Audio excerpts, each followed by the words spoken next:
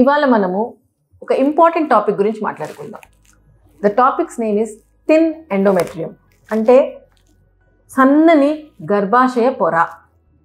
ఎందుకో చాలామందికి స్కాన్కి వెళ్ళినప్పుడు ఎండోమెట్రియం బాగోలేదు, మీ యూట్రస్ యొక్క లైనింగ్ బాగోలేదు, గర్భాశయ చీలు బాగోలేదు అని చెప్తూ ఉంటారు.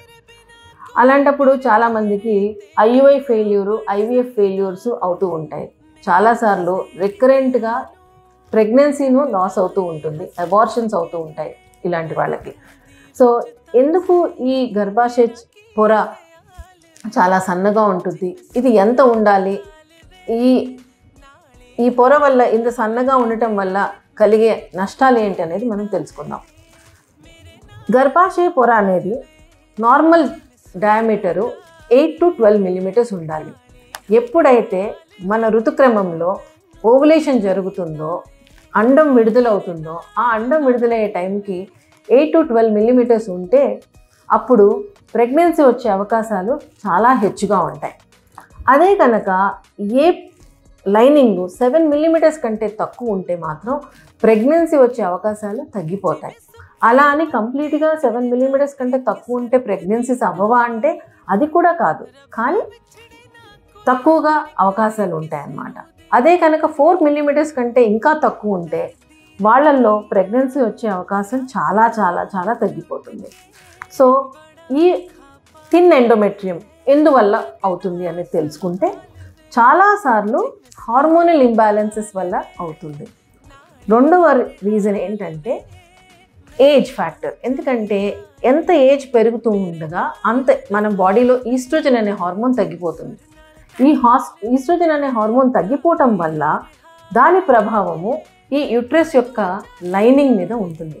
సో ఎంత ఏజ్ పెరిగితే వాళ్ళకి లైనింగ్ అంత థిన్గా ఉండే అవకాశం ఉండటం వల్ల ఏజ్ పెరిగే కొద్దీ ప్రెగ్నెన్సీ రావటం తగ్గిపోతూ ఉంటుంది. మూడవ కారణము, చాలామందికి ఏదైనా ఇన్ఫెక్షన్ రావటం. అంటే ఎప్పుడో ఏదో ఒక ఇన్ఫెక్షన్ అవటం వల్ల అది గర్భాశయం చీలకు మొత్తం పాకి ఆ పొర మొత్తాన్ని పాడు చేసి అట్లాగే ట్యూబ్స్ని కూడా డ్యామేజ్ చేసినప్పుడు ఇది ఎన్నిసార్లు మనం ఎన్ని మందులు ఇచ్చినా కూడా అది రెస్పాన్స్ అవ్వలేకపోతూ ఉంటుంది. దానివల్ల కూడా ఈ ప్రాబ్లం వస్తుంది. అలాగే ట్యూబర్క్లోసిస్ అనేది కూడా ఒక ఇంపార్టెంట్ అయిన కారణం. ఇదే కాకుండా చాలామందిలో ఒక్కొక్కసారి కొన్ని హార్మోనల్ డిస్టర్బెన్సెస్ వల్ల చిన్న గడ్డలు కానీ, పాలిప్స్ అంటాము, లేకపోతే ఏదైనా చిన్న సర్జరీ కానీ చేయాల్సి వస్తుంది. ఇలాంటి చేసినప్పుడు కొంతమందికి మామూలుగా ఎటువంటి ఇబ్బంది కలగదు, కానీ కొంతమందికి ఎటువంటి సర్జరీ మనం యూట్రస్ యొక్క పొర మీద చేసినా కూడా ఇబ్బంది పడే అవకాశం ఉంటుంది. అది ఫ్యూచర్లో ఆ లైనింగ్ సరిగ్గా పెరగకపోయే అవకాశం ఉంటుంది. ఇంకొక ముఖ్యమైన కారణము అబార్షన్స్ అవ్వటం. ఎంతోమందికి అబార్షన్స్ అవుతాయి, కానీ అబార్షన్స్ అయినప్పుడు డిఎన్సీ అనే ఒక ప్రక్రియ చేస్తారు, అంటే దాన్ని క్లీన్ చేయటం అంటారు తెలుగులో. సో అది చేసినప్పుడు ఒక్కొక్కసారి ఎక్కువగా దాన్ని అంటే మోతాదుకు మించి మనం కనుక చేస్తే కనుక దాని బ్లడ్ ఫ్లో మొత్తం పూర్తిగా డిస్ట్రాయ్ అయిపోవటం వల్ల ఆ గర్భాశయ చీల మళ్ళీ సరిగ్గా పెరగకపోవటం అనేది జరగచ్చు. కొన్నిసార్లు ఆ పొరలు అతుక్కుపోయి ఎడెషన్స్ అనే మాట అంటాం అనమాట. అంటే ఒకదానికొకటి అతుక్కుపోయి స్పేస్ తగ్గిపోయి అది దాంట్లో బ్లడ్ సప్లై లేకపోవటం వల్ల అలాగే థిన్గా సన్నగా ఉండిపోవటం జరుగుతుంది. అలాంటి వాళ్ళకి ప్రెగ్నెన్సీ వచ్చే అవకాశం చాలా చాలా తగ్గిపోతుంది. సో ఇలాంటి పరిస్థితుల్లో దీనికి మరి ట్రీట్మెంట్ ఏంటి, అసలు కారణం తెలుసుకోవాలి. అది హార్మోనల్ ఇష్యూవా, ఏజ్ రిలేటెడ్ ఇష్యూవా, ఇన్ఫెక్షన్ వల్ల వచ్చిన ఇష్యూవా, లేకపోతే ఇటువంటి ఏదైనా పొరల అల్లుకుపోవటం వల్ల వచ్చిన ఇష్యూ అనేది తెలుసుకోకుండా మనం ఊరికే ట్రీట్మెంట్ ఇస్తే అది కుదిరే పని కాదు. హార్మోనల్ అయితే ఈస్ట్రోజన్ అనేది ఎక్కువ మోతాదులో కొంతమందికి ఇవ్వాల్సి వస్తుంది.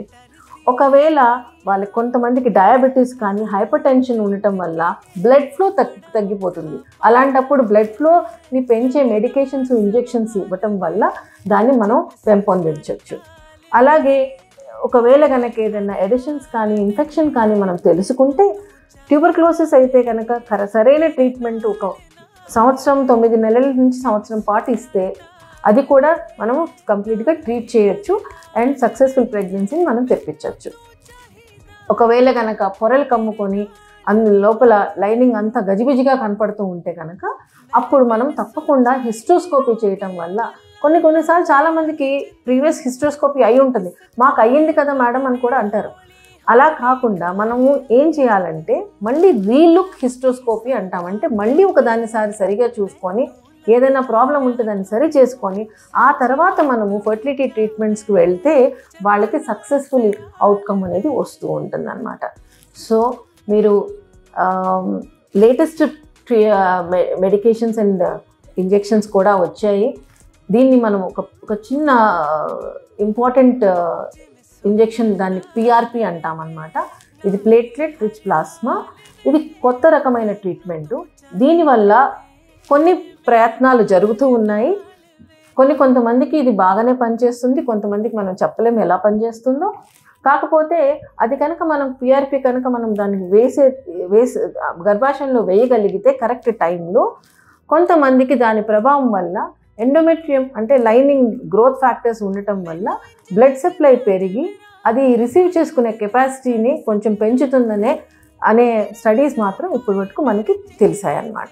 సో థిన్ ఎండోమెట్రియం గురించి ఇవాళ మనం తెలుసుకున్న టాపిక్స్ ఇది మన టాపిక్. నెక్స్ట్ టాపిక్ కోసం ఈ స్పేస్ని చూస్తూ ఉండండి. ఆ వీడియోని లైక్ చేస్తూ తప్పకుండా నన్ను ఫాలో అవ్వండి. త్వరగా చూద్దాం.